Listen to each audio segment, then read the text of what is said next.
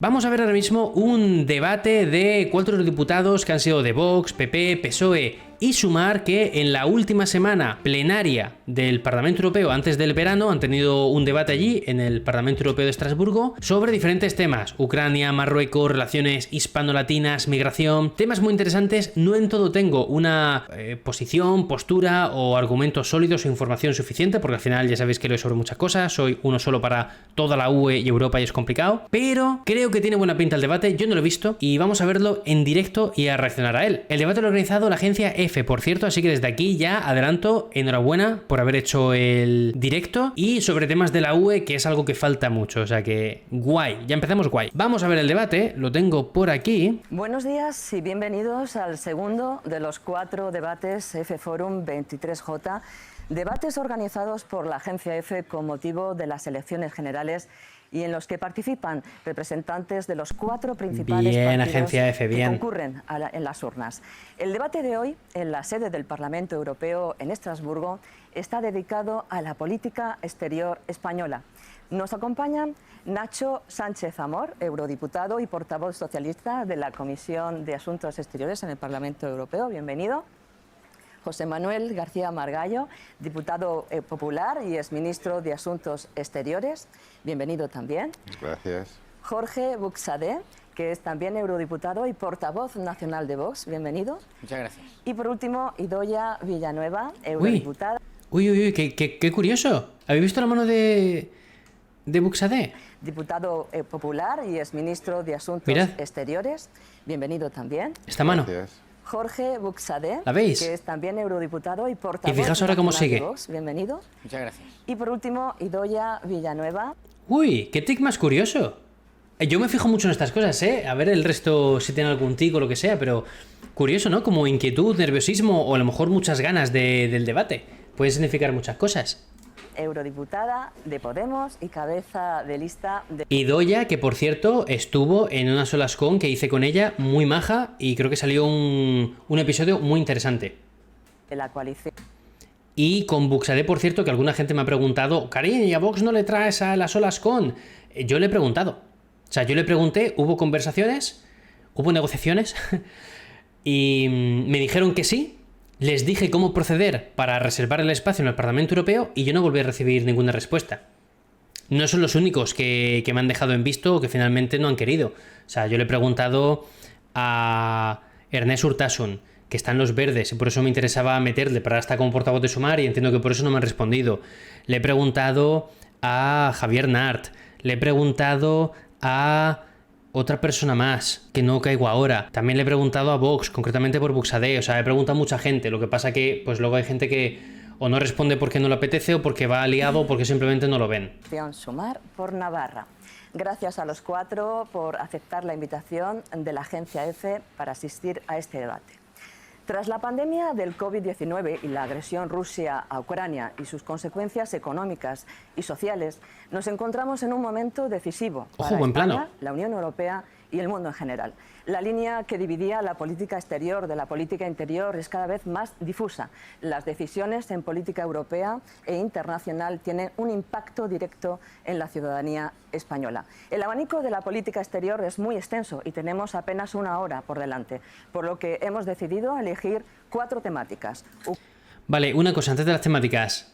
¿Avanzo el directo? O sea, ¿lo pongo a 1/5? Es que a lo mejor va muy rápido, ¿eh? Ucrania, América Latina, Magreb, en especial Marruecos, y los flujos migratorios. Y para terminar, nos parece muy oportuno, ya que estamos en el Parlamento Europeo, reservar ese llamado minuto de oro a España en la Unión Europea y más en concreto a sus expectativas sobre la presidencia española del Consejo de la Unión Europea. Esto lo sabía yo. Cada bloque, les comento, consta de aproximadamente 12 minutos, en el que tendrán una primera intervención de 1 minuto y medio máximo cada uno para explicar sus posiciones y una segunda ronda de 1 minuto de duración para concretar propuestas o responder a alusiones.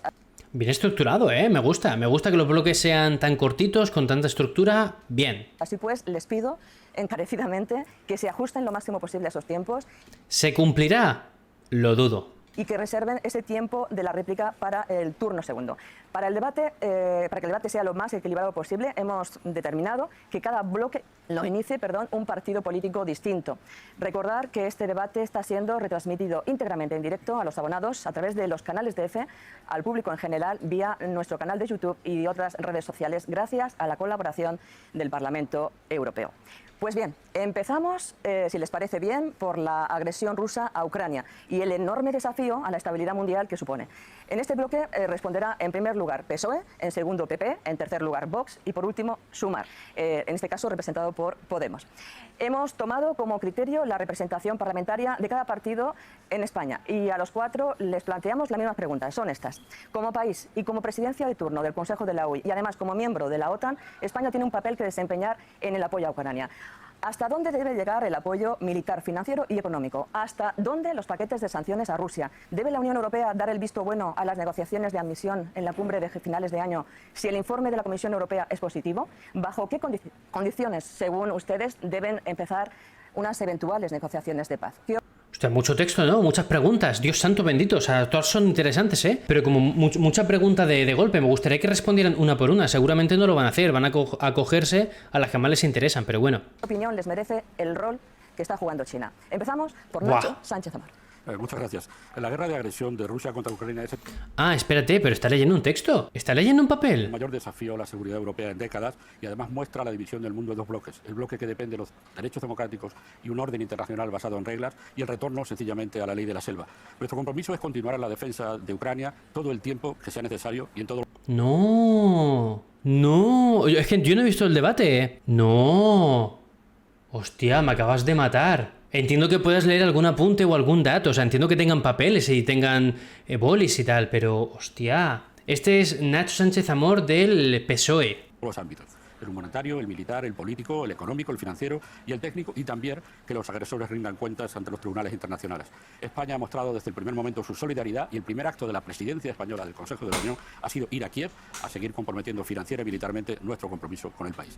La primera prioridad de la política exterior española es el retorno a la paz en Europa, pero una paz justa, una paz que no puede ser la consagración de las ganancias del agresor y en la que tiene que haber una responsabilidad por los crímenes de guerra cometidos. Como país responsable hemos reforzado toda la defensa de la Alianza Atlántica en el norte y en el este, y nuestra presencia en el Báltico muestra también desde el punto militar ese compromiso.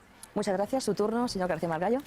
Pues muchas gracias. Yo voy a sistematizar mi intervención, hechos, consideraciones, profecías y alguna reflexión final. Espérate que también hay texto. No me jodas, ¿qué es esto? En cuanto a los hechos, nos encontramos con un hecho evidente. La política exterior rusa desde el tiempo de los zares ha consistido siempre en tener a los occidentales lo más lejos de sus centros neurálgicos. Solo continúa en la Unión Soviética, con el Pacto de Varsovia, constituyendo un cinturón alrededor de la URSS. Cuando se disuelve la Unión Soviética y se disuelve el Pacto de Varsovia, los estados que formaban parte de la muralla defensiva pasan a formar parte de la muralla ofensiva, cambian de bando. Económicamente entran en la Unión Europea y entran en la NATO. El tema se complica cuando al débil Yeltsin le sucede Putin y los occidentales creen que continúa el recreo y entonces intentan atraer a su órbita Georgia y Ucrania. Eso produce la primera invasión en 2014 y la segunda ahora. Esos son los hechos. El hecho más importante a añadir es que quien invade es una potencia nuclear, o sea que ese es un hecho diferencial. Consideraciones. La invasión rusa es contraria a todas las obligaciones internacionales, la Carta de Naciones Unidas, el Tratado de Helsinki, pero lo que es más grave, es contraria a las obligaciones bilaterales contraídas con Rusia en el llamado Memorándum de Budapest del 94, en que Ucrania cede su armamento nuclear a cambio de que los firmantes, incluida Rusia, garanticen su integridad territorial. Eso se incorpora luego. Vale, aquí se está viendo cómo Margallo, que es el del PP, sí que tiene un texto, lo ha mirado alguna que otra vez, pero no lo ha leído. O sea, tiene eso, de hecho se ve un poquito, tiene como esquemas, tiene notas. Esto, bueno, me convence más. Entiendo que sea el minuto de oro como para entrar en cada tema y se lo hayan querido preparar. Pero, yo tiraría de momento más por una opción como Margallo, la verdad. Al acuerdo de amistad entre los dos países en el 96. El problema aquí es que si aceptamos esto, estamos aceptando que la fuerza se convierta en fuente de derecho y, por tanto, destruyendo el orden liberal internacional. Gracias por su concreción. Su turno, señor Brusades. Sí, muchísimas gracias. Vox fue quizá posiblemente el primer partido que públicamente en una cumbre internacional, en este caso fue la Cumbre de Madrid en enero de 2022, realiza una rotunda condena de esa guerra de agresión de Putin, expresando además una defensa inquebrantable de la soberanía y de la integridad territorial de Ucrania. Rusia es culpable, Putin es culpable y por tanto la comunidad internacional tiene el deber de aplicar las más graves sanciones a Rusia. Hemos manifestado la solidaridad con el pueblo ucraniano. Hay que apoyar a Ucrania con todos los medios materiales, incluidos los los militares, por supuesto. Pero no hay que olvidar que, como se está comentando, esto forma parte de un tablero muchísimo más amplio. Y nosotros queremos igualmente pues, poner de manifiesto el apoyo a la nación, que es Polonia, que se manifiesta gravemente amenazada por el poderío ruso. Una nación que llevaba años advirtiendo sobre esta situación y que meses antes, cuando Bielorrusia realiza un acto de agresión también a través de una guerra híbrida, lanzando 40.000 inmigrantes ilegales contra las fronteras de Polonia, en el Parlamento Europeo lo único que había era condenas. Es sweet. Es que te acabo de leer y me he descojonado. O sea... Joder. El gobierno polaco. Por otra parte, señalar que Sánchez, como presidente del gobierno, ha carecido desde el primer momento de credibilidad, porque dentro de su propio gobierno hay posiciones diversas, no hay claridad en el gobierno de España. El Grupo de Puebla, el Foro de Sao Paulo, sus grandes socios internacionales, desde Venezuela hasta Cuba, hasta China, han apoyado a Putin. Debemos defender de Ucrania, tenemos que obligar a Rusia a retirarse y solo cuando Rusia se retire podemos empezar a hablar de una paz duradera. Muchas gracias. Por último, Idoia, tu turno. Muchísimas gracias. Muy bueno. Buenos días a todos y todas. Es evidente que en los últimos años hemos ido viendo crecer las tensiones en la zona con la ruptura de los pactos y cómo hay ese punto de inflexión con la invasión criminal de Putin al territorio de Ucrania. En este tiempo hemos tenido cientos, miles de muertos, hemos tenido decenas de miles de desplazados, de familias rotas, entre quienes han obligado a quedarse en el frente a luchar y quienes han tenido que salir del territorio. Hemos visto infraestructuras destrozadas en el país, un país que está quedando en las ruinas, y hemos visto también el impacto que ha tenido esta guerra en la subida de los precios de la energía, de los alimentos en toda Europa. Y yo me pregunto, ¿hoy somos capaces de decir que estamos más cerca del final de la guerra? Yo creo que desgraciadamente la respuesta es que no, que ya vamos al segundo año de guerra y que lo que comenzamos diciendo como... Solo por ponerme un poco picky en esto. Según avanza un conflicto, siempre estamos físicamente hablando más cerca de terminarlo que de alargarlo. Porque en el momento que algo comienza, si hay algo físicamente verídico e imposible de rebatir, es que estás más cerca de su final. Siempre que comienza una vida, estás más cerca de su muerte. Siempre que comienzas un plato de comida, estás más cerca de su final. Siempre. Siempre que vas al gimnasio, estás más cerca de terminar esa sesión de gimnasio. Siempre. Lo único.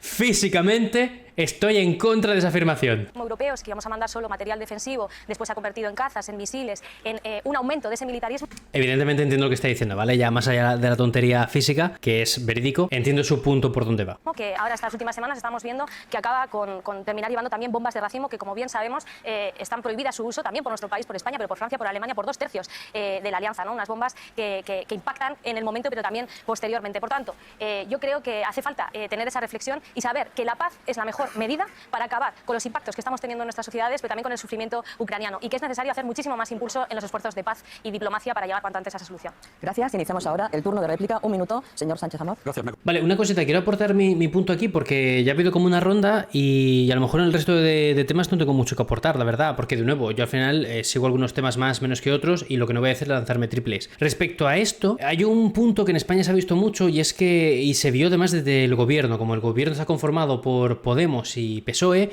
la posición dista un poco, al menos a nivel de oratoria, dista un poco, creo que a nivel de votos, cuando se han votado cosas de Ucrania también, pero bueno, desde Podemos, digamos, o desde la izquierda, más a la izquierda del PSOE, como se quiera tildar, porque al final no es solo Podemos, sino también Izquierda Unida, ahora diría yo que está agrupado en Sumar, toda esa forma de pensar, que es la siguiente, y es, hablamos de paz antes de seguir enviando más armas, hay que dejar de enviar armas para hallar una paz. Y la posición contrapuesta es, creo que la defendida por el resto de partidos, más a la derecha desde PSOE, PP, Vox, no sé si Ciudadanos también ha defendido esto, creo que sí, y es que lo que hace falta primero es echar a Rusia al territorio, creo que tal cual esto lo ha dicho Buxadé de Vox, hay que echar a Rusia al territorio y luego negociar. Yo habiendo leído diferentes analistas y habiendo leído evidentemente como parte de mi trabajo sobre el tema de Rusia, la invasión rusa de Ucrania, estoy más de acuerdo con esta segunda afirmación. Creo que es más fácil y más justo negociar para un país cuando primero te quites la invasión de encima y luego negocias unas nuevas fronteras, pero no con el invasor, porque si tiene territorio cogido, tú estás negociando territorio que te han quitado. O sea, tu integridad territorial se ha visto gravemente afectada. Entonces, en este sentido, si bien nadie queremos, evidentemente, que haya una guerra, entiendo yo que a nadie dice, me apetece empezar una guerra, boludo, mañana, y le damos re fuerte. Hombre, yo entiendo que nadie quiere eso. Y aparte, lo que está pasando en Ucrania concretamente es que el propio país, los propios dirigentes políticos te están pidiendo armas, te están pidiendo una defensa. Entonces, no es que estés armando un país, que también, sino que hay que entender que estás cubriendo las necesidades que requiere ese país. Evidentemente, ¿esto quiere decir que cualquier país que pide armas hay que dárselas? Entiendo que no. El contexto de Ucrania es muy particular para la Unión Europea en concreto. Congratular que en general estemos bastante de acuerdo los partidos aquí representados, pero no perdamos de vista que aquí hay un agresor y un agredido. Esto no es una guerra que ha ido escalando, un agresor y un agredido, y por tanto las prédicas de paz hay que hacerlas en Moscú. Hay una tensión que ha ido aumentando, pero claramente hay un agresor y un agredido, sí. No en las capitales europeas, porque Ucrania o se defiende o se rinde. Esa era la lógica con la que se inició la guerra. Y lo que ha hecho nuestro país es ser solidario con Ucrania desde muchos puntos de vista, también el militar, pero hemos recibido a 175.000 personas procedentes de Ucrania, dándoles todas las posibilidades de integración desde el punto de vista sanitario, educativo y de todas las necesidades. Esos son hechos. Sobre la adhesión de Ucrania será un proceso lento, pero creo que la señal política es bueno que se haya mandado para que también los rusos vean que la solidaridad europea significa crear una lógica de familia y una lógica con la que se creó la Unión Europea y la que estamos dispuestos a recibir a más vecinos del este. Muchas gracias. Su turno, señor García Margallo, un minuto. Bueno, yo como democristiano sería el titular más acreditado para hablar de la paz, mucho más que Podemos. La paz siempre es posible, basta con rendirse. Es decir, si hubiésemos dejado que Putin machacase. Pero vaya beef, ¿no? Por la cara, ¿por qué? ¿Por qué ha pasado eso? El pueblo ucraniano tendríamos una paz, pero una paz de cementerios. Segundo, saber lo que quiere el gobierno español es ciertamente complicado, porque ahí cohabitan dos almas opuestas. Es decir, yo recuerdo el envío de armas de 2 de marzo de 2022, solemne y multitudinaria promesa del presidente, declaraciones contrarias de Unidas Podemos. Cuando se habla del aumento del gasto militar, volvemos a ver la misma escena con Yolanda Díaz, la nueva protagonista, ni en el sí ni en el no. En medio pensionista no se sabe qué es lo que quiere, que es lo último que ha pasado también con los tanques Leopard. Os recuerdo, por si alguien piensa que están aprovechando esto para hacer campaña de las elecciones generales, es que es por este motivo, se ha explicado al principio, pero de nuevo, recordad que esto es para hablar de representantes españoles en el Parlamento Europeo de diferentes partidos, los 4 principales, siendo Sumar, plataforma, coalición, digamos, para que aborden temas que pueden influir en los votantes de cara a las próximas elecciones del 23 de julio, ¿vale? Es por eso, o sea, tiene sentido que aquí nacionalicen temas, tiene sentido. ¿Qué es lo que va a pasar? Porque yo creo que hay que intentar adivinar el futuro. Yo creo que va a haber un acuerdo de paz, como los de Minsk. No va a haber un tratado de paz, porque Putin no puede vivir derrotado a Moscú y Zelensky no puede vivir territorios. Entonces vamos a coexistir con 2 Ucranias, como fue el caso de Crimea. La parte de Ucrania que queda de nuestro lado va a entrar en la Unión Europea, espero, y hay que considerar si es prudente o no que entre en la OTAN. Muchísimas gracias. Su turno. Me parece muy interesante lo que ha dicho, ¿verdad? O sea, creo que es algo bastante riguroso, las últimas palabras. Muy acertado en mi opinión. Muchísimas gracias. Yo decía antes que Putin es culpable, pero yo creo que también hay que poner de manifiesto que hay responsables políticos. Es decir, Putin inicia esta guerra de agresión porque ve a una Unión Europea que se ha quedado en manos de Rusia durante años, fundamentalmente desde Alemania. La política alemana ha sido una política de sumisión y de dependencia al gas ruso, y en esa situación energética ha aprovechado esa oportunidad. Ha sido Alemania como país realmente, porque podemos hablar tanto de Schroeder, el socialista alemán contratado por Gazprom. Sí, que lo de Schroeder tiene tela, lo hemos contado aquí varias veces. Tiene tela.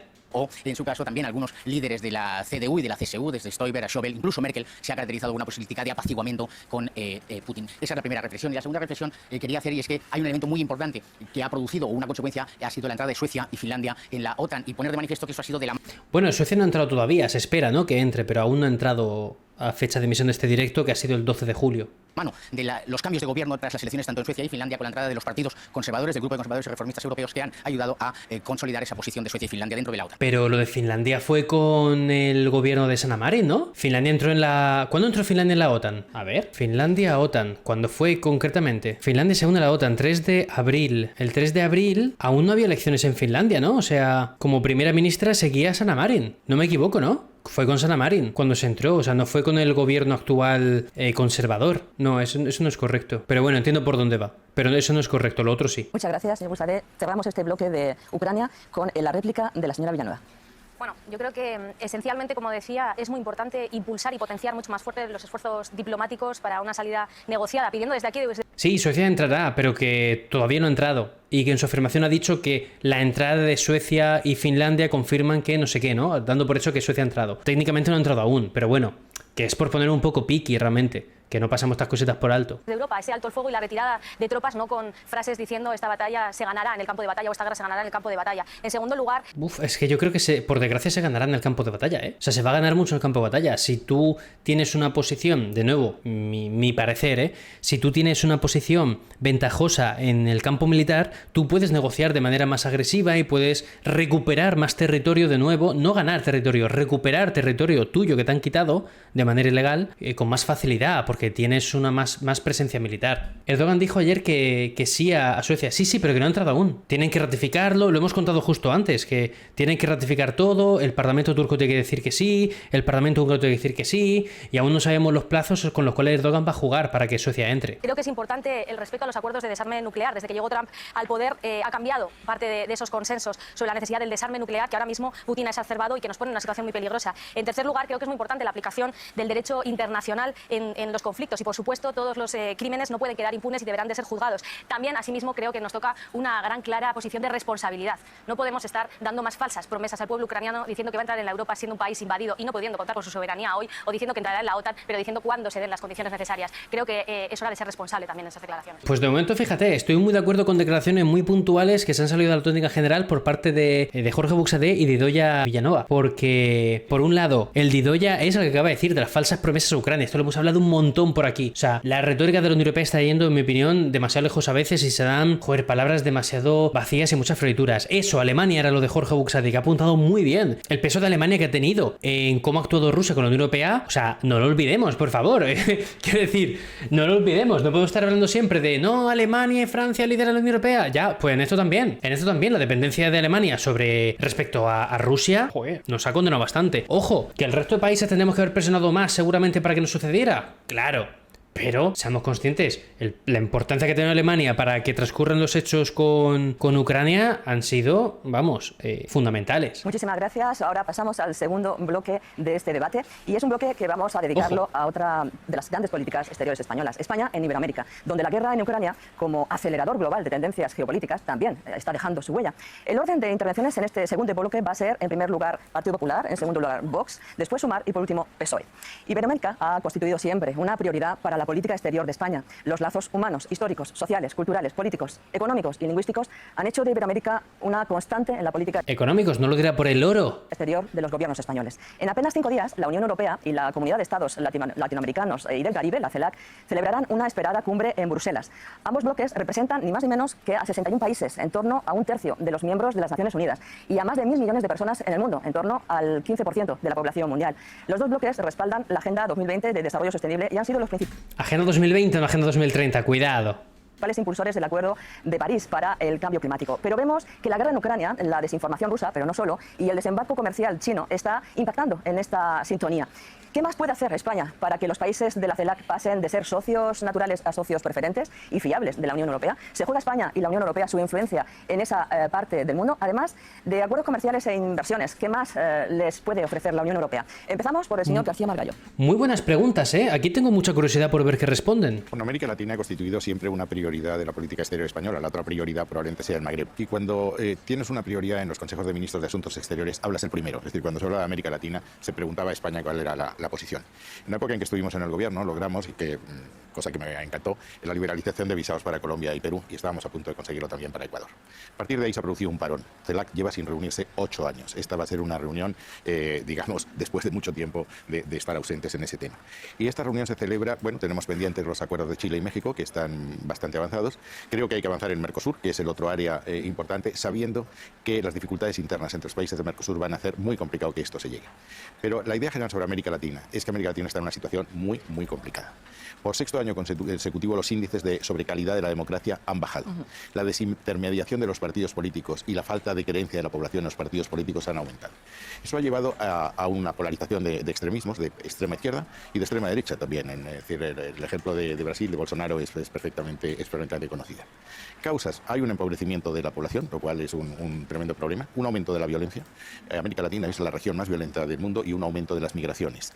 Todo eso es lo que hay que abordar. A este continente hay que devolverle calidad democrática, prosperidad económica y ayuda internacional desde aquí. Muchísimas gracias. Turno ahora del señor Buxadé. Pues muchísimas gracias. Efectivamente, España no puede solo mirar hacia Europa. España debe mirar fundamentalmente hacia Iberoamérica y debe liderar con Portugal ese espacio de esa iberosfera, un espacio de intercambio político, social, cultural y económico. Durante esta legislatura hemos visto precisamente lo contrario. hemos visto a Josep Borrell, el líder, el alto representante de la Unión Europea, yendo a Cuba y no haciéndose ni un solo gesto de apoyo a los presos políticos, ni pidiendo reunirse con ellos, sino intentando consagrar al régimen. Cuba, Venezuela, Bolivia, Chile, son situaciones muy graves, por supuesto, donde hay permanentes violaciones de derechos humanos. A eso se une Nicaragua, con un ataque brutal contra la oposición, contra los derechos y libertades. Yo creo que este es el principal trabajo que tiene que hacer la Unión Europea y que debe liderar España, por supuesto, en la lucha inquebrantable por los derechos y libertades y las democracias en América. Si no tiene ningún sentido que intentemos realizar intercambios de ningún tipo. Primero debemos de garantizar. ¿Cómo de liada está la situación en América Latina, eh? Yo es que ya sabéis que al final me centro más en Europa y realmente, como soy una persona solo trabajando en este proyecto, me centro casi exclusivamente en temas de Europa y de la Unión Europea, pero cuando leo algo de más allá de Europa, digo, wow, confirmo desde latinoamericano. Hemos de proteger a nuestros hermanos iberoamericanos. Yo creo que hay que poner de manifiesto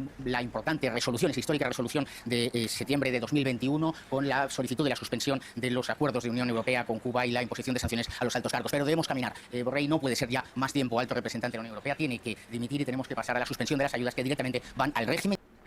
Que lo entiendo, pero hace gracia, le tiene que dimitir, en plan, a ver, no va a pasar, o sea, no va a suceder, pero bueno, entiendo que va en su mensaje, discurso. Y a consagrar el poder de una narcodictadura. Gracias por ajustarse a los tiempos, señora Villanueva.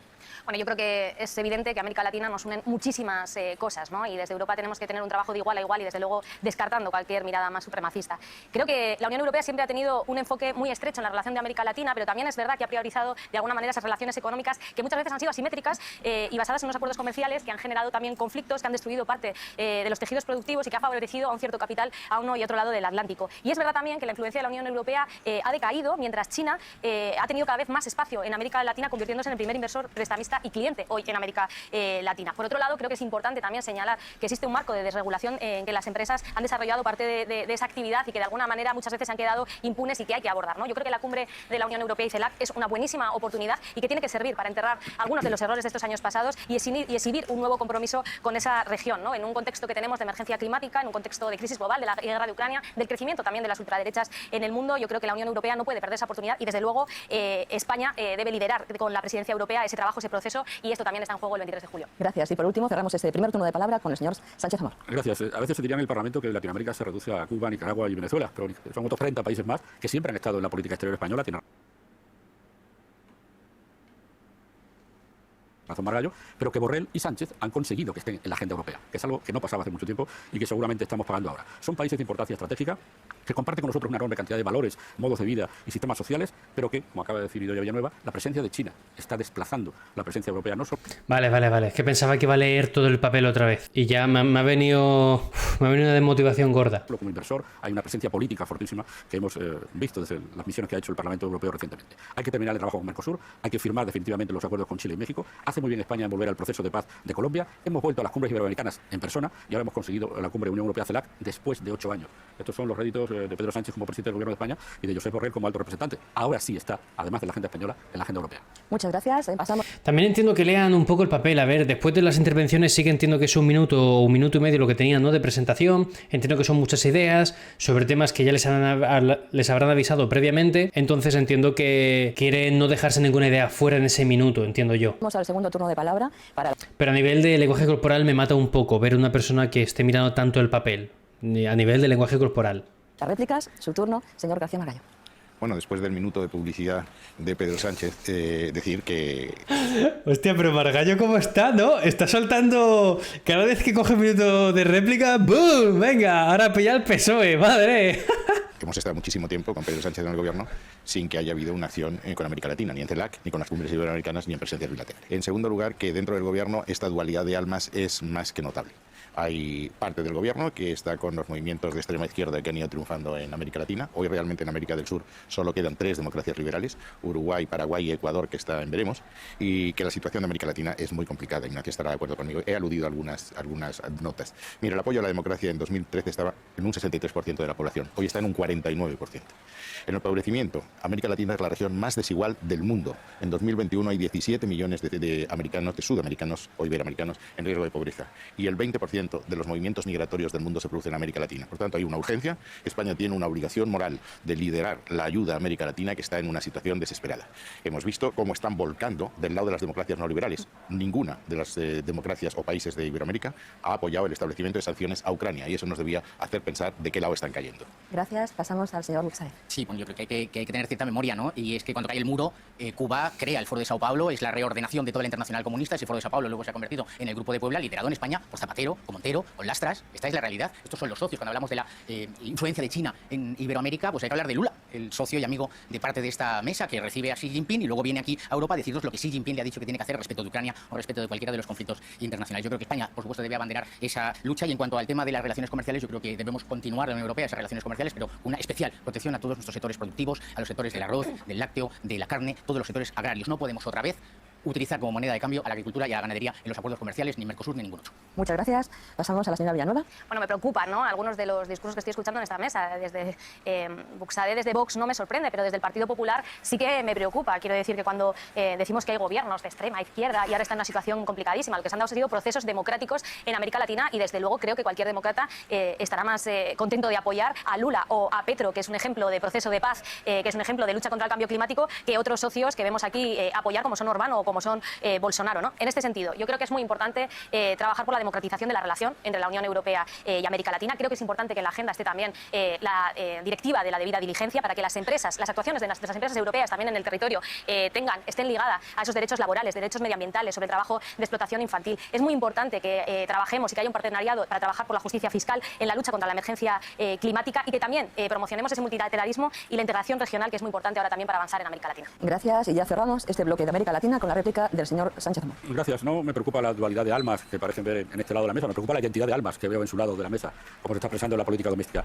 La fijación por algunos países se está ocultando otros, y está ocultando algunos actos. 90.000 venezolanos recibidos en España con un estatus especial creado por este gobierno. 300 nicaragüenses privados de su nacionalidad recibidos por este gobierno. No por los anteriores que hablaban todo el rato de Nicaragua o de Venezuela, pero porque no se habla nunca de Guatemala y de las actitudes, por ejemplo, de las empresas mineras también minando la soberanía de sus países. Yo creo que tenemos que dejar de dar lecciones. Ellos tienen procesos democráticos, los que a veces son elegidos dirigentes de derecha y otros de izquierda. Es su decisión, y no podemos considerar América Latina con un sentido antiguo paternalista. Porque Mira, esto es lo que decís por el chat, ¿eh? Aquí Sánchez Amor está apuntando lo que decís por el chat algunos. igual cuando vence una fuerza política que nosotros preferiríamos que no venciera, están haciendo las cosas mal. No, están haciendo las cosas seguramente como les indican sus opiniones públicas y sus procesos democráticos. Controlemos que los procesos lo sean, ayudemos a que lo sean, pero respetemos lo que salga de esos procesos democráticos. Si no, será el paternalismo de siempre. Gracias por atenerse a los tiempos. Estamos ahora en el Ecuador de la emisión. Bueno, de momento puntos me parece muy interesantes. Yo poquito que aportar en el tema de Latinoamérica, me gustaría saber más sobre América Central, América del Sur, de verdad, pero de nuevo, yo por desgracia carezco el tiempo para ello. Pero me parece muy interesante porque los 4 puntos de vista se complementan de alguna manera y al mismo tiempo chocan en algunos puntos. O sea, me parece guay, de momento me parece bastante equilibrado y bastante clarificador. Creo que además es muy ligero y muy liviano el directo, el debate. Y entramos en el tercer bloque, en la vecindad sur y el Magreb, en especial Marruecos. Los turnos van ahora en este orden: Vox, Sumar, PSOE y Partido Popular. El Magreb, integrado por Mauritania, Marruecos, Argelia, Túnez y Libia, constituye un pilar fundamental y prioritario de la acción exterior de España. Esta zona es estratégica para España por su proximidad geográfica, por su vinculación histórica y por la densidad de intercambios humanos, económicos y culturales. España es desde 2012 el primer socio comercial de Marruecos, mientras que la relación económica con Argelia es particularmente relevante en el sector energético, origen de aproximadamente la mitad del gas que consume España. En lo relativo al Sáhara Occidental, oficialmente España apoya el papel central de las Naciones Unidas en la búsqueda de una solución. El giro dado en abril de 2022 en la postura histórica tradicional española respecto a su excolonia, que está desde 1975 bajo la administración de facto de Marruecos, ha significado un antes y un después. Esa es la foto. La pregunta: ¿cómo debe estructurar España su relación con estos vecinos tan cruciales y qué rol debe jugar en esa región desde su papel de presidencia de turno del Consejo de la Unión Europea? Dentro de lo posible vamos a centrarnos en las partes, digamos, más políticas y económicas, porque el siguiente bloque precisamente va sobre los flujos migratorios. Entonces, empezamos. Señor Buxadev. Bueno, yo creo que es uno de los temas de la legislatura. Efectivamente, Sánchez en este caso se ha comportado como un auténtico sociópata. Yo creo que la historia no empieza en abril de 2022, la historia empieza cuando recoge a Brahim. ¡Uy, madre mía! Hostia, cada intervención cuando empieza Omar Gallo o Buxadev hay un bombazo, ¿no? Gali, uno de los líderes del Frente Polisario, el que dirigió el primer ataque contra el ejército español en el año 1974, perseguido por la Audiencia Nacional por torturas, violación y por terrorismo y otros delitos, planteando un gravísimo problema internacional y un grave problema para en aquel momento la Audiencia Nacional. ¿Marruecos cómo reacciona? Marruecos reacciona lanzando 10.000 jóvenes, adolescentes y adultos contra las fronteras de Ceuta en mayo de 2021. Y a partir de ahí, ese sociópata se convierte en un sujeto débil, un sujeto reo de la posición de Marruecos y toma una decisión unilateral, arbitraria, un desprecio total a la soberanía nacional sin consultar en el Congreso de los Diputados, por supuesto, sin informar a Su Majestad el Rey, dañando el prestigio y la imagen internacional de España y poniendo además en riesgo muchas cuestiones importantes. Por una parte, la soberanía territorial de Ceuta, de Melilla o de Canarias, y por otra parte, poniendo en riesgo esa soberanía energética de España que teníamos garantizada con las relaciones con Argelia y los acuerdos. ¿Cuáles son las reglas y que deben regir nuestra relación con Marruecos? Pues muy clara. Altos muros hacen buenos vecinos. Y en esto, además, los marroquíes están de acuerdo. Altos muros hacen buenos vecinos. Gracias. Pasamos a su turno, señora Villanueva.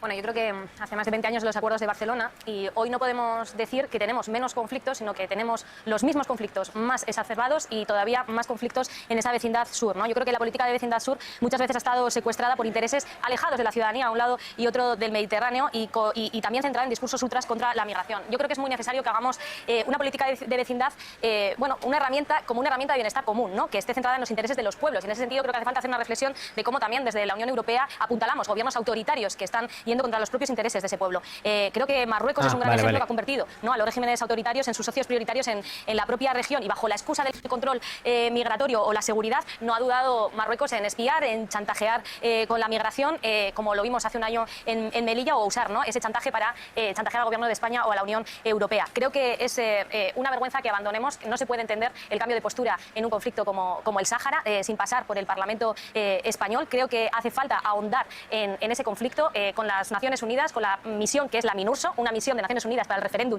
en el Sáhara Occidental, y creo que también es un escándalo que siga habiendo países dentro de la Unión Europea que niegan las sentencias del Tribunal de Justicia de la Unión Europea, por ejemplo, respecto a los acuerdos de pesca, donde dicen que se está expoliando recursos del Sáhara y tiene que ser con el Frente Polisario a quien se llegue a esos acuerdos y no con Marruecos. También ha habido, y acabo, termino, cambios de posiciones que nos han dañado las relaciones con Argelia, y creo que esto es muy importante. El incumplimiento del derecho internacional afecta claramente a la política exterior y afecta a los intereses de nuestro Estado. Gracias. Su turno, Sánchez Amor. Gracias. Yo comparto con Margallo que el Magreb y Marruecos son la prioridad máxima de nuestra política exterior. Son sus palabras por muchos motivos económicos, empresariales, de cooperación judicial y policial. Aquí es el momento en el que Sánchez Amor tiene que leer todo su texto. Porque, vamos, este tema se lo tiene que trabajar bien el PSOE. A ver qué dice. De cooperación en materia de migración y ahora con un nuevo frente, digamos, educación y cultura. No siempre es fácil la relación con los vecinos. Eso lo sabe todo responsable político. Pero el Partido Socialista ha hecho No siempre es fácil la relación con los vecinos. Eso lo sabe todo dirigente político y también todo vecino de una comunidad. un ejercicio de responsabilidad porque existió, es verdad, una crisis muy profunda y se ha conseguido superar creando una nueva etapa, como demuestra la reunión de alto nivel de febrero pasado, en la que la primera en 8 años, en la cual hubo 28 ministros por ambos lados y se firmaron una veintena de acuerdos concretos. Veintena de acuerdos concretos que se reflejan en Ceuta y Melilla, que se reflejan en la trata de personas, que se reflejan en la cooperación antiterrorista, que se reflejan en materia migratoria y en materia de exportaciones. Se ha escrito mucho sobre el Sahara Occidental y la supuesta cambio o giro del Partido Socialista. La sensibilidad del PSOE con el pueblo del Sahara ha sido siempre parte de nuestra identidad como izquierda y como seguramente el partido que más ha defendido la causa saharaui y la presencia saharaui en España. Lo que ha hecho España es recordar que su posición sigue en el marco realista, viable, duradero y mutuamente aceptable de Naciones Unidas. Se ha hablado del enviado especial del secretario general Guterres. El ministro Álvarez se ha reunido 5 veces con él, ha sido el ministro que más se ha reunido con él, y seguimos haciendo un enorme esfuerzo en ayuda humanitaria a los campos. Otra cosa es decir que algunas de las soluciones que están sobre la mesa también nos parecen soluciones viables, pero seguimos en el marco de Naciones Unidas para resolver el conflicto. Muchísimas gracias. Turno de réplica, 1 minuto para cada uno. Ojo la réplica, Buxadé tenía ganas, se le veía con ganas desde el plano de arriba y Margallo estaba tomando nota. A ver. Señor Buxadé. Sí, gracias. Hombre, yo creo que el presidente de los cambios de opinión, pues efectivamente este es uno de los supuestos más claros donde envía una carta unilateral en el que cambia la política internacional de España y sus relaciones con Marruecos y con el Sáhara. Yo creo que hay que poner de manifiesto la tranquilidad de que ningún español y por supuesto ningún partido político queda vinculado por las cartas y por los negocios personales que tenga el señor Sánchez con Marruecos. Que tenemos que construir unas relaciones con Marruecos, pero deben construirse desde el respeto a nuestra soberanía, desde el respeto a nuestra integridad territorial, desde el respeto a nuestras leyes de inmigración y desde el respeto al cumplimiento de los acuerdos comerciales. Señalar que todo se ha dicho, aquí el PSOE le ha liado bastante, la verdad. Y ha habido, no sé si ya son exdirigentes del PSOE o siguen afiliados al PSOE de alguna manera, pero gente que en su momento fue ministro con el PSOE, no con este gobierno, sino con el anterior, de Zapatero, si no recuerdo mal, afirmando o comprando los discursos de que a lo mejor habría que replantearse si Ceuta y Melilla habría que dárselo a Marruecos, por ejemplo. No recuerdo las palabras exactas, pero bueno, se ha debatido y se ha difundido mucho esto. Y es verdad que ha habido afirmaciones por parte del gobierno de Marruecos que yo creo que si lo hace cualquier otro país no lo habríamos pasado por alto ni de broma. Entonces, yo entiendo que los debates pueden estar ahí, yo entiendo que a nivel de en un chat aquí podamos hablar de cosas, pero que un país de entender que Ceuta y Marruecos, que Ceuta y Melilla pertenecen a Marruecos, o fácilmente dando por hecho que son parte de Marruecos, creo que es algo grave. Es como si de golpe hablasen de las Canarias o... Y de nuevo, no, pero hay un debate histórico, sí, muy bien, pero hacer una afirmación desde un cargo oficial de un país a nivel público de esa manera es peligroso. Para algo están las relaciones internacionales, están las relaciones diplomáticas, están los tratos y se mide muy muy bien los discursos públicos por algo. Entonces, aquí sí que hay que dejar eso claro, que ha ocurrido. Marruecos ha recibido, desde el año 2007, 11.500 millones de euros en inversiones exteriores, 1.400 millones de euros en asistencia financiera y se anuncian también 1.600 millones de euros para las energías verdes y otros programas varios. Podremos exigir a Marruecos el cumplimiento de sus acuerdos. Podremos exigir a Marruecos, por supuesto, la protección de nuestro sector agrario y ganadero, que está perjudicado. Estamos financiando planes nacionales de regadío en Marruecos y, sin embargo, no hay dinero para los planes nacionales de regadío en España. Esto es lo que nadie entiende y ningún español. Y, por supuesto, además damos una imagen muy mala en la Unión Europea de falta de seriedad y de credibilidad como nación. Continuamos. No estoy de acuerdo con que tengamos... Esto puede ser subjetivo, a lo mejor hay algún estudio, pero yo no creo que tengamos una imagen los españoles de cara al resto de los europeos o de los países de la Unión Europea como de poco serios. Yo no tengo esa percepción viviendo aquí en Bruselas, y habiendo hablado con diferentes eurodiputados de diferentes países, diferentes funcionarios de diferentes países, no tengo esa sensación. No sé si se refiere a algo concreto, pero yo no tengo esa sensación. Vamos por... sí, es su turno. Es que nos hemos saltado, creo... El primer sí, turno. el primer turno de... Sí, nos hemos saltado el primer turno del señor García Margallo. Usted ha consumido su réplica. Bueno, bueno, no importa. Va a ser el primer Sí. medio de comunicación que respete mi turno, con lo cual venga, ¿no? Madre mía, pero Margallo está en su prime. Margallo está en su prime. Cada vez que coge la palabra, el tío suelta una perla, es increíble. Y muchas gracias, Sweet, por los 10 bitazos. Yo voy a contestar fundamentalmente a mi buen amigo socialista, porque en Marruecos este gobierno ha logrado un récord que no ha logrado ningún secretario de Estado desde Felipe V, que es enfadar al mismo tiempo a Marruecos, Argelia y al Polisario, a los tres. Nunca habíamos conseguido eso. En la época en que yo estuve en el ministerio, como usted ha recordado, logramos ser los primeros clientes y proveedores con Marruecos y tener unas relaciones privilegiadas con Argelia, sobre todo en materia petrolífera. En materia de inmigración, cuando yo dejé el ministerio, el último año que yo estuve hubo de irregulares algo así como 14.558. El primer año de Pedro Sánchez, 57.498. Y la... Hombre, claro, pero 2015 marcó un punto de inflexión en los datos de inmigración en la UE. gráfica con Canarias está aquí, se ve. ¿Qué pasa cuando llega Sánchez? Bueno, empieza a meter la pata desde el minuto 1. No hace la primera visita de cortesía a Rabat, cosa que provoca el enfado de la Corte de Marruecos, que suspende la reunión de alto nivel que nosotros habíamos celebrado con absoluta periodicidad y, por cierto, con audiencia del rey de Marruecos al presidente del gobierno español, cosa que no ocurrió con esta. Argelia, que intuye que Sánchez no es de fiar ni dentro ni fuera, manda un recado y suspende uno de los dos gasoductos que tenemos. Hay uno que va de Orán a Alicante y otro que va a Marruecos, suspende, no prorroga. Y renueva los precios al alza, con lo cual nos deja en una situación muy complicada. A pesar de todas estas señales de tormenta, no se les ocurre mejor cosa que traerse al secretario general del Frente Polisario, cosa que se podía haber arreglado explicando a Argelia: podemos crear un problema porque tiene causas pendientes en la audiencia y yo le pago un tratamiento en Suiza donde usted quiera.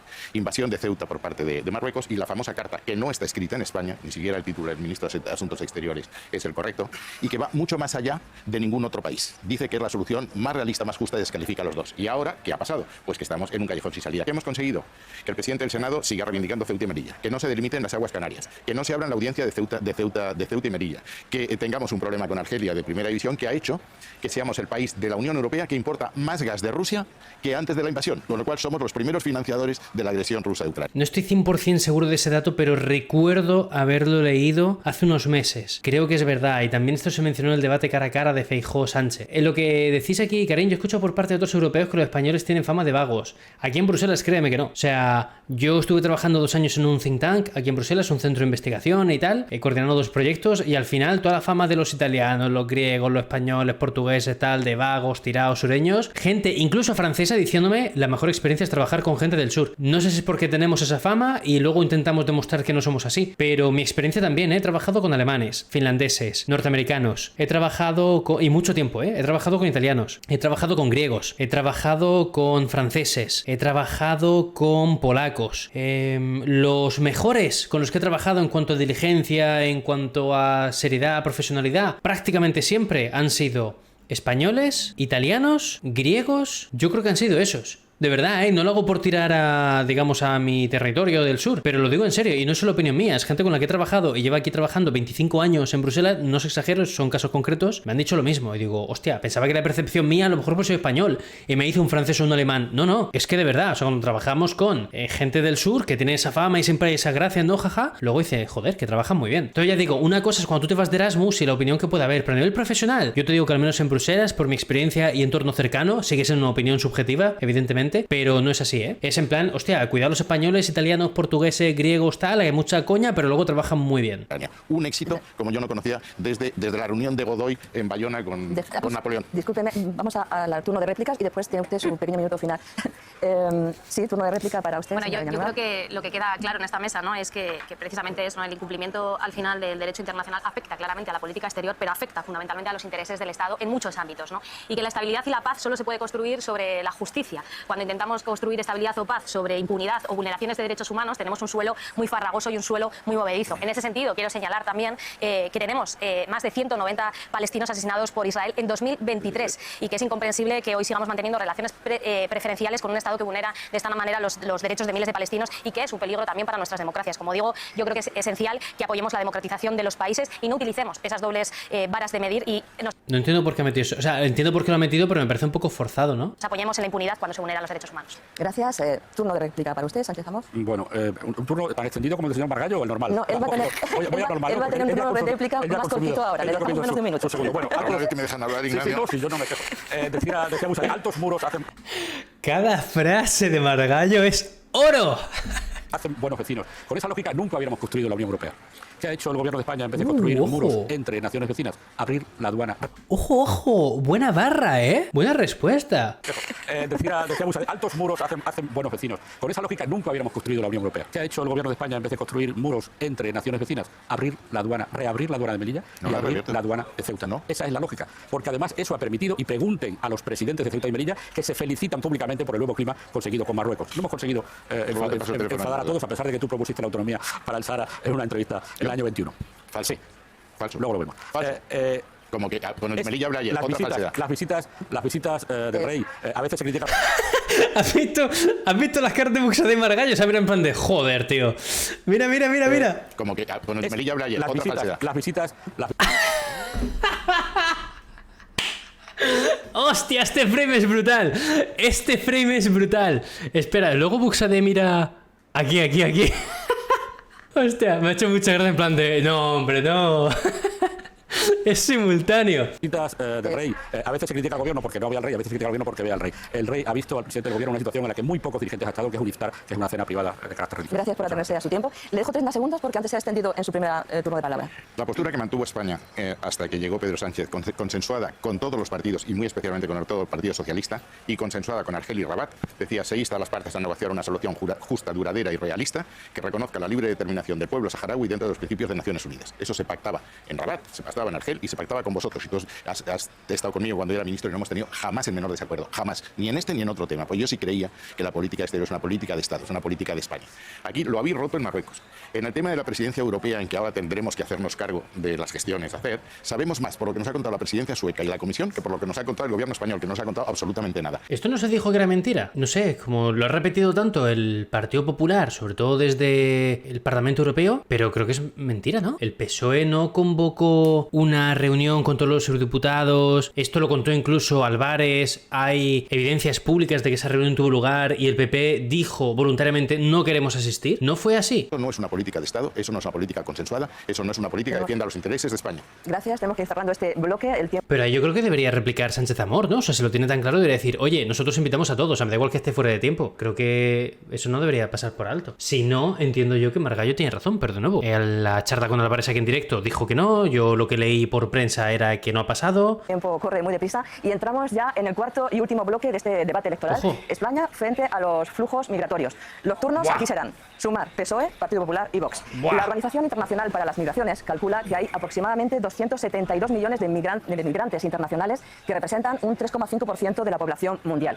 En los últimos años, España, como país de primera línea de llegada, y la Unión Europea han situado las migraciones en el centro de su atención. La Unión Europea trabaja actualmente sobre la base del nuevo Pacto Migratorio de Migración y Asilo. La presidenta El cual hemos comentado por aquí, amigos, lo tenéis resumido en mi canal secundario.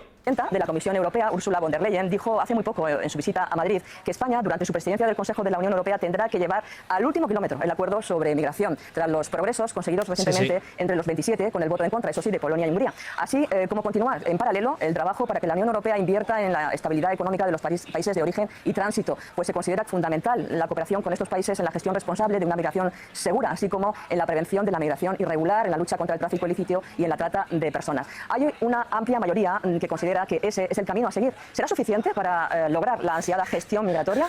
Es la clave para... Me hace gracia cómo ha leído la pregunta porque parece que está haciendo un vídeo para YouTube y no realmente moderando el evento, ¿no? Ahí se ha ido un poco el tono. En plan de, ¿será esto suficiente? Como si fuera una pregunta retórica, ¿no? El tono. Evitar más tragedias en el Mediterráneo y en nuestro caso también en el Atlántico. Empezamos por usted, señora Villanueva.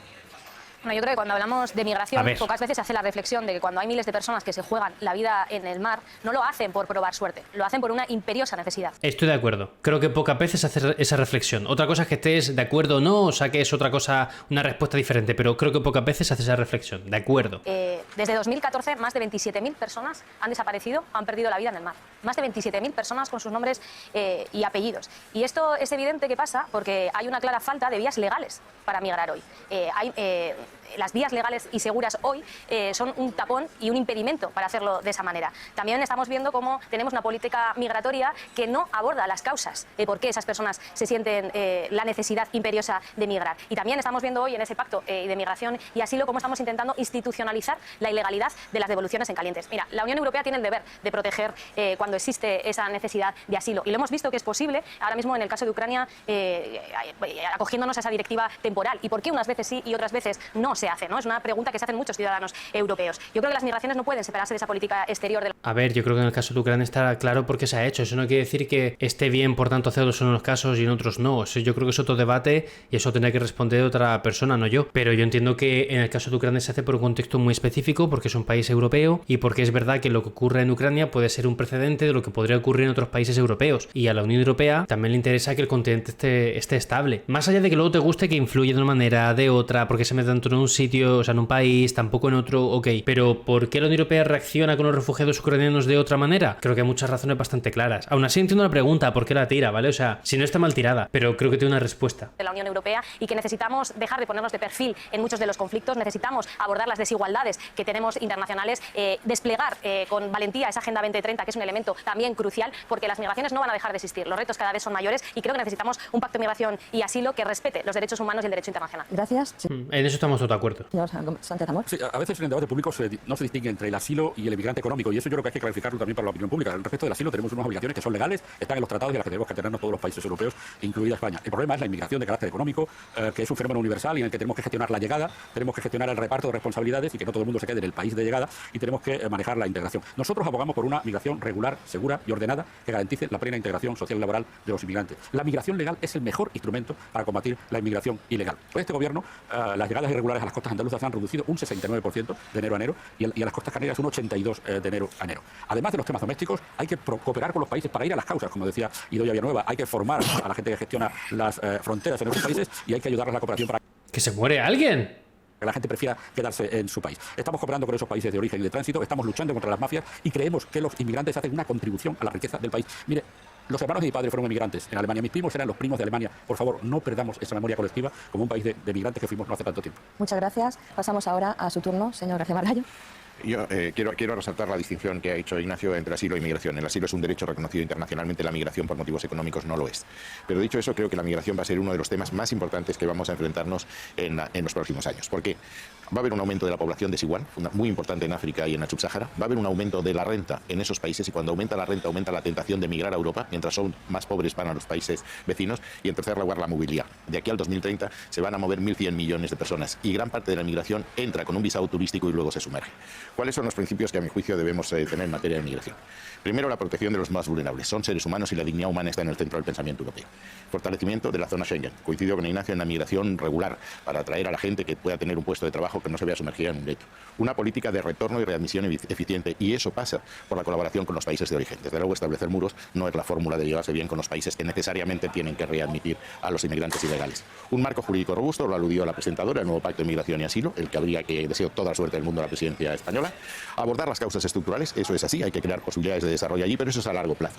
Y finalmente abordar el problema de la instrumentalización de los emigrantes, es decir, utilizar los emigrantes como arma política. Lo vimos en Bielorrusia y lo vimos en Ceuta, pero en esto las coincidencias que podemos tener los dos partidos centrales del sistema son mayores que en otro tema, y especialmente las que podemos tener Ignacio y yo, que nos entendemos casi siempre bien. Muy bien, muchísimas Ojo, por una vez no ha tirado pulleta, ha tirado un lazo, ha tendido la mano. gracias. Su turno, señor Buxalet. Bueno, no es cierto que no existan vías legales, es decir, todos los Estados miembros tienen sus leyes para la regulación de la inmigración legal. Lo cierto es que el dato mata el relato: 102.000 cruces ilegales en lo que llevamos de 2023, 327.000 cruces ilegales de las fronteras de Europa en el año 2021, un 64% más que el año anterior. Esta es la realidad, una auténtica invasión inmigratoria promocionada, promovida y apoyada por los gobiernos de los Estados miembros y con connivencia con terceros estados, desde Marruecos hasta Turquía. ¿Cómo? Estoy procesando lo que ha dicho. Acaba de afirmar que países como Polonia están promoviendo una invasión de refugiados porque le llegan ucranianos, por ejemplo. ¿Cómo? ¿Lo he escuchado yo mal, chat? 2023, 327.000 cruces ilegales de las fronteras de Europa en el año 2021, un 64% más que el año anterior. Esta es la realidad, una auténtica invasión inmigratoria promocionada, promovida y apoyada por los gobiernos de los Estados miembros. Los gobiernos de los Estados miembros, es decir, todos. Sánchez, Macron, Scholz, Meloni, Christensen, Morawiecki. ¿Cómo? Y con connivencia con terceros estados, desde Marruecos hasta Turquía. Yo creo que la situación es gravísima y aquí se ha negado y se niega permanentemente. Estamos ante un efecto llamada irresponsable y masivo, con empadronamientos de ilegales que automáticamente obtienen ayudas y beneficios sociales que están pensados para los españoles y para los residentes legales, así como la concesión masiva de nacionalidades fraudulentas con terceros estados con los cuales no tenemos tratados de doble nacionalidad y no renuncian a su nacionalidad de origen. Nos lleva a una falsa dicotomía: es o regularizaciones extraordinarias o que vivan en guetos. Eso hay que evitarlo, hay que proteger las fronteras para proteger nuestras libertades. Y lo más importante, las muertes en el Mediterráneo se producen por las mafias de tráfico de seres humanos. Vemos claramente los movimientos, como pasan de España en el 2021, ahora al 2023 en Italia. Hay que acabar con ese modelo de negocio de las mafias de tráfico de seres humanos y dejar de echar la culpa a los europeos de algo que están haciendo unos auténticos delincuentes. Debemos proteger la nación y proteger nuestras comunidades. Y por último, hay que hablar de esto, porque aquí se ha votado que no hacer un debate sobre el asesinato del sacristán en Algeciras. Se ha votado que no a hacer un debate sobre ese sirio que atenta contra niños en Francia. Se niega permanentemente la discusión del tema más importante de Europa. Gracias. Pasamos último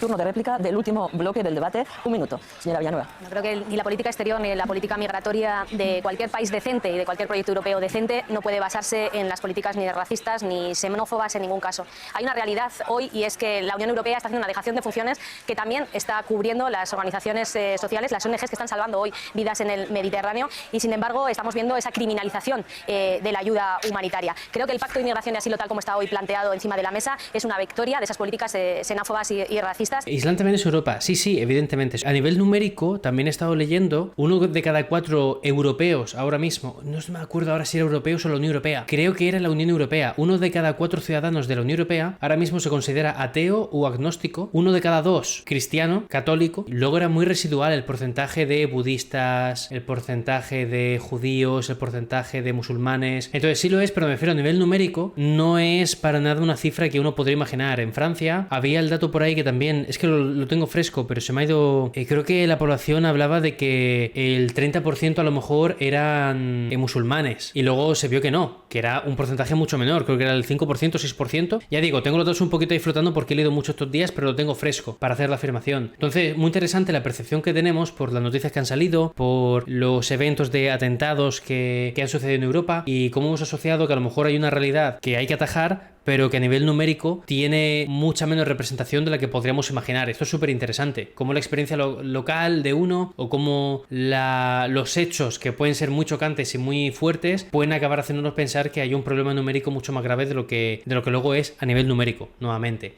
O como también por qué consideramos eso como un problema, evidentemente. Hay muchas cosas interesantes por aquí, evidentemente. O sea, esto es un tema... Es que ya digo, a lo mejor saco un vídeo porque me está interesando muchísimo, estoy aprendiendo mucho con lo que estoy leyendo de un libro. Muy doloroso esa eliminación del respaldo... El libro se llama Agenda 2030, para quien quiera comprarlo, firmado por Naciones Unidas y Greta Thunberg. El reparto de la responsabilidad entre los distintos países con las personas que llegan a Europa, los procedimientos acelerados, que se hagan campos de concentración para refugiados en las fronteras y, como digo, yo creo que es muy necesario que ahondemos en ese pacto de migración y asilo necesario, con solidaridad, pero de acuerdo al derecho internacional y basado en los derechos fundamentales y humanos. Muchísimas gracias, señor Sánchez. Bueno, yo creo que esta retórica, invasión, campos de concentración, no ayuda a que centremos el problema de una manera sensata. Y criminalizar estos movimientos me recuerda a mis tíos invadiendo Alemania. La gente busca una vida mejor y tiene todo el derecho a hacerlo. El debate tiene que ser europeo, porque entre otras cosas no hay fronteras entre nosotros. Y todo este pacto de migración asilo es verdad, como dice Idoia, que hay muchas cosas que nos parecen muy preocupantes. Nosotros no estamos por vincular todos los acuerdos comerciales o políticos a la readmisión. La readmisión puede ser una política bilateral que hay que explorar, pero no podemos extorsionar a países que necesitan tener acceso a nuestro mercado con acuerdos de readmisión obligatoria. Yo creo que hacer un poco más sensato y menos sanguíneo el debate sobre la migración nos ayudaría mucho como sociedades para asumir lo que mi amigo Maragall ya ha dicho muchas veces: necesitamos la inmigración para rejuvenecer nuestros mecanismos, nuestros mercados de trabajo. Muchas gracias por ajustarse a los tiempos, señor García Margallo. En este resumen final, en este capítulo tan delicado y tan importante, los principios, a mi juicio, son claros. La dignidad de la persona. Los emigrantes son personas y eso es la primera consideración a tener. Segundo, un principio de la responsabilidad. Ningún país del mundo puede acoger a todas las personas que están huyendo de su país de la pobreza. Estoy hablando de migración, no un problema de asilo. Tercero, ningún país europeo puede resolver esto por sí mismo. Se necesita un principio de solidaridad. La Unión Europea tiene que trabajar en este tema. Tenemos instrumentos. Yo creo que la política de cooperación internacional, tanto la de la Unión Europea como la bilateral, puede servir para garantizar que los estados que lo reciban, primero, presten un apoyo para evitar salidas ilegales y, en segundo lugar, que se comprometan a aceptar a aquellos que han entrado de forma ilegal. Combinada esa política de cooperación con unos cauces para que la inmigración ilegal fluya de acuerdo con los dos países de forma ordenada. Estupendo, muchas gracias. ¿Y su turno? Sí, don Ignacio, sus tíos, como cientos de miles de españoles, no fueron llevados por unas mafias, sino que iban a trabajar a Alemania, a Bélgica, a Francia o a Suiza con un contrato de trabajo. Y eso es lo que hay que garantizar, ese cumplimiento de nuestras leyes. Por supuesto que la figura del asilado existe, pero es que, de verdad, vayamos a los datos. Es que 966.000 solicitudes de aplicación de asilo el año pasado. Solo se han concedido 250.000. Es decir, hay 700.000 personas que están aquí y que no tienen reconocimiento del derecho a asilo y, por tanto, tienen que retornar a sus países. ¿Qué hacemos? Lo que hay que hacer es, a nuestro entender, crear esas plataformas regionales de desembarco a las que el Consejo en el año 2018 dijo que era la solución. Es decir, que el cribado análisis de todos aquellos inmigrantes que quieren entrar en el territorio europeo o, en su caso, aquellos que solicitan el asilo se realice en los países de tránsito o en los países de origen y no tener el problema. Repito, hemos visto las imágenes tremendas de Francia la semana pasada y aquí no se habla de nada. De esto no se habla, hay que ocultar la realidad. Un Estado como Francia que con 40.000 policías no pudo sostener el orden público. ¿Queremos ese futuro para todas las naciones europeas o queremos garantizar la seguridad, la vida y la libertad de nuestros compatriotas? Gracias. Cerramos aquí el último bloque del debate que estamos desarrollando esta mañana y casi sin darnos cuenta hemos llegado al final de nuestra emisión. Y vamos a cerrar con el tradicional minuto de oro de los debates electorales. Les pedimos una reflexión final sobre qué papel debe jugar España a fondo en esta oportunidad que ofrece presidir el Consejo de la Unión Europea. El orden en este caso es de menor a mayor representación. Uy, Dios mío, pero es que creo que es Margallo el que está tosiendo. La actividad parlamentaria actual de cada partido en España. Empezamos con la coalición Sumar, Podemos, señora Villanueva. Ojo. Muchísimas gracias. Yo creo que todos los retos que se han planteado hoy en la mesa exigen una acción firme, una acción ambiciosa por parte de España al frente del Consejo de la Unión Europea, pero que no se haga de cualquier manera, sino una acción que esté presidida en materia de política exterior, debe guiarse por la defensa de los derechos humanos dentro y fuera de la Unión Europea y por la promoción de esa agenda multilateral que apueste por la justicia social, por la justicia climática y por la justicia económica. Yo creo que la presidencia es una oportunidad de España para trasladar a Europa ese espíritu del gobierno de coalición, los avances en materia social, los avances económicos, laborales y una oportunidad también para que España lidere esa política con la vecindad, con América Latina, pero también con la vecindad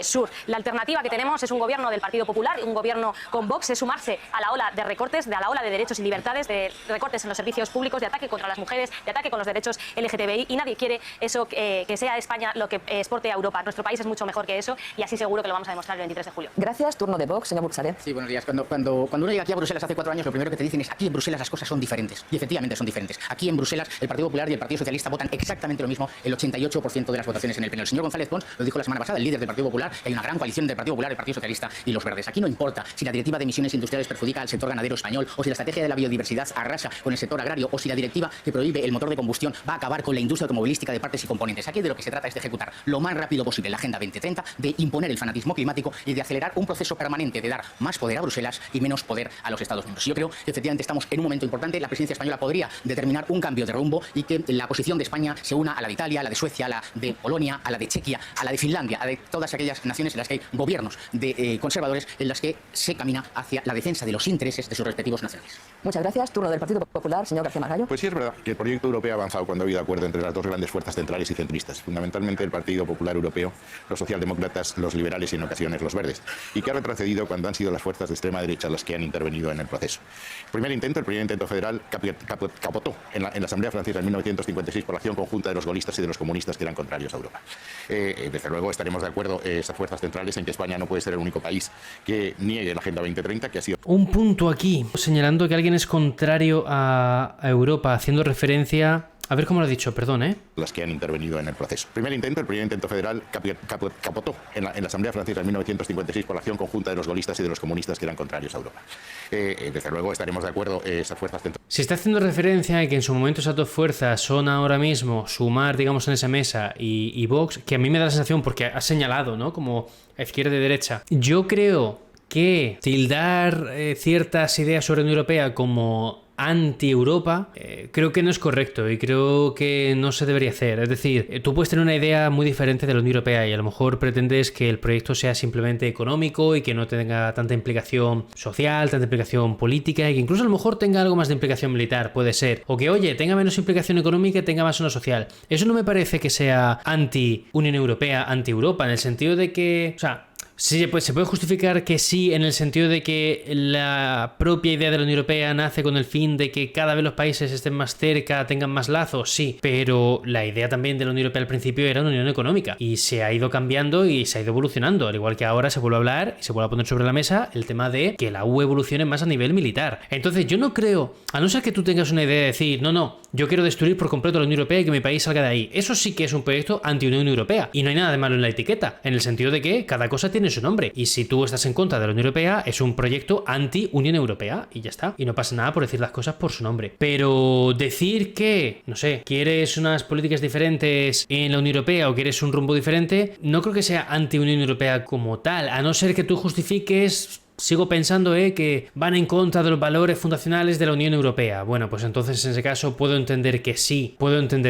pero ahí también podríamos entrar en que si queremos reeditar los valores de la Unión Europea, que no es un debate que esté en la mesa, pero bueno, quiero decir que de primera sentenciar que a lo mejor, o dar a entender a lo mejor que algunas ideas sobre la Unión Europea son anti-Unión Europea, yo tengo mis reservas ahí, la verdad, y discrepo un poco, pero estoy abierto al debate y reflexión sobre ello, me parece interesante. En que España no puede ser el único país que niegue la Agenda 2030, que ha sido firmada por 123 países y aprobada por el Observador Permanente de la Santa Sede. No podemos renunciar al Acuerdo Climático de París porque creemos en ese tema. Pero, ¿cuáles son los principios para que haya una política exterior? Primero, que haya una idea de España. Este gobierno no la tiene dos almas. Hay quien quiere la disolución de España, quien quiere una España confederal, y el Partido Socialista, o lo que queda del Partido no sanchista, parece estar todavía en España constitucional. Segundo, gobierno unido. Y aquí lo que hay es, coge usted un tema, y hay dos cosas. Marruecos, Sáhara, lo hemos dicho, Estados Unidos, OTAN. Quiere aumentar Sánchez, promete. Buah, le está haciendo la moderadora, no sé si lo veis, con la mano así en plan de ya está, y sigue. Que aumentar, podemos decir lo contrario. ¡Le han quitado la mano del plano! ¡Ay, qué feo está eso! Mira la mano de la moderadora, aquí. Sáhara, lo hemos dicho, Estados Unidos, está en plan... quiere aumentar, Sánchez promete que aumentar, podemos decir lo contrario, los tanques Leopard, etc. Segundo, una política de Estado, hablar con la oposición.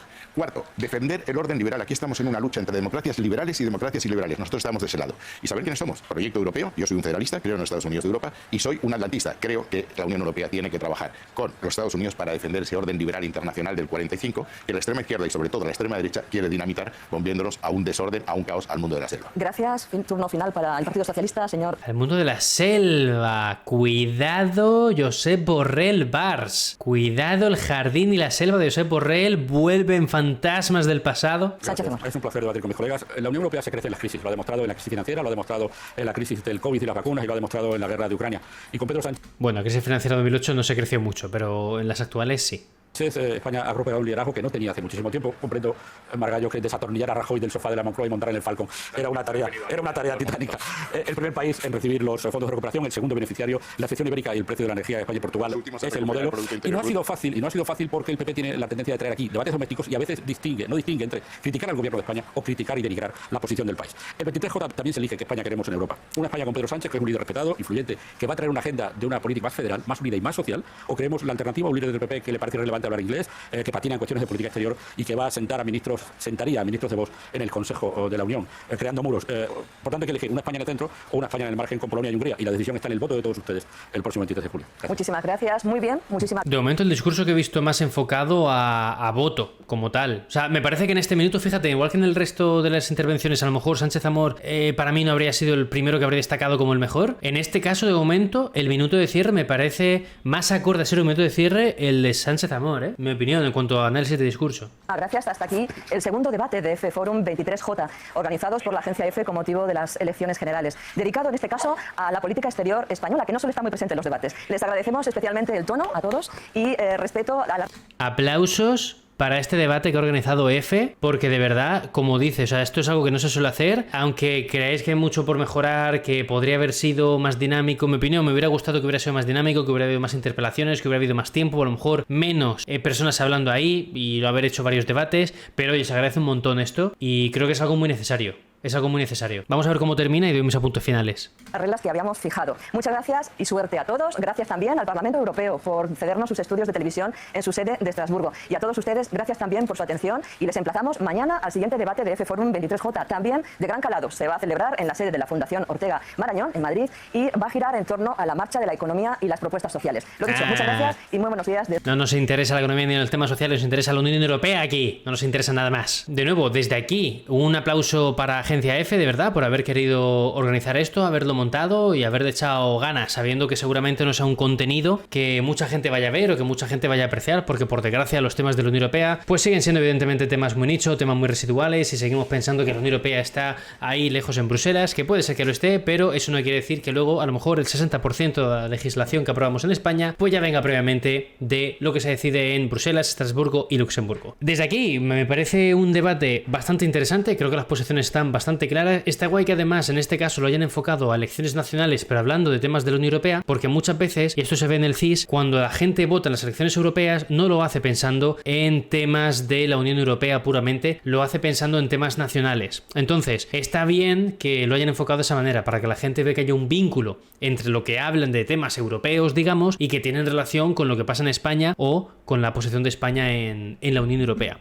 En ese sentido creo que está muy bien enfocado. Me hubiera gustado de nuevo más interpelaciones entre los eurodiputados. Creo que los 4 que hay ahí pueden dar debate muy interesante y puede haber unos choques cuanto menos curiosos que reflejen aún más la posición de cada uno de ellos. Aún así, creo que está muy bien, creo que está muy guay que tengan este tipo de debates, creo que es muy necesario. Y ya por último, me ha parecido que el que más cómodo ha estado y más tranquilo ha sido Margallo, en mi opinión, ¿eh? Creo que es el que mejor ha controlado su oratoria, en mi opinión, y el que más profundidad ha dado a la hora de explicar los temas. Ha hablado de historia, ha dado también datos, pero sobre todo ha explicado muchos contextos antes de introducir su discurso. Para mí eso siempre tiene un punto extra, evidentemente. No, yo creo que Margallo es el que mejor lo ha hecho en cuanto a delivery, en cuanto a lenguaje corporal, más allá de la tos que tenía y que se colaba en el micro. Yo creo que es el que mejor compostura ha dado. Luego el resto te pueden gustar más o menos, evidentemente. Sí, me quedo con declaraciones interesantes, me quedo con, recuerdo otra vez, de Buxadé respecto a lo de Alemania. Creo que es el único que lo ha puesto en manifiesto, porque creo que PSOE y PP no lo van a hacer, y Podemos, por ejemplo, ha resaltado el tema de... ¿Cuál era? Ahora no me acuerdo lo de Idoia. Antes no me acordaba de lo de Buxadé y ahora lo de Idoia no me acuerdo. ¡Uah! No me acuerdo, pero bueno, ha habido 2 intervenciones ahí para mí muy clave. Ya lo he repetido antes, perdonad que no me acuerde, pero ya es tarde. Pero bueno, en resumen, que muy buen debate, y en muchas cosas no puede aportar todo lo que quisiera, pero creo que en muchas cosas también lo que hay que hacer es escuchar antes que comentar. Evidentemente podemos comentar un montón de cositas que han pasado por el debate, pero creo que en este caso me apetecía más escucharlo con vosotros, verlo